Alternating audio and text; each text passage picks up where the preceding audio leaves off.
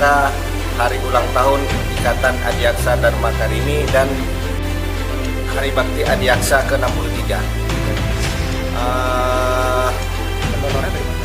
Pendonornya dari intern kita dan ini terbuka untuk umum, dan kita juga bekerja sama dengan PMI, Rumah Sakit Umum Daerah Cirebon. Yang jelas kami dari Rumah Sakit dan PMI mengucapkan terima kasih dari kejaksaan dengan hari ulang tahun ke-63 tahun ini. Kami merasa sangat terbantu dan sangat mengucapkan terima kasih yang sebesar-besarnya, karena dengan kegiatan ini, kegiatan sosial ini, masyarakat bisa lebih terbantu. Semoga dengan ulang tahun yang ke-63 ini, kejaksaan lebih jaya dan lebih sukses.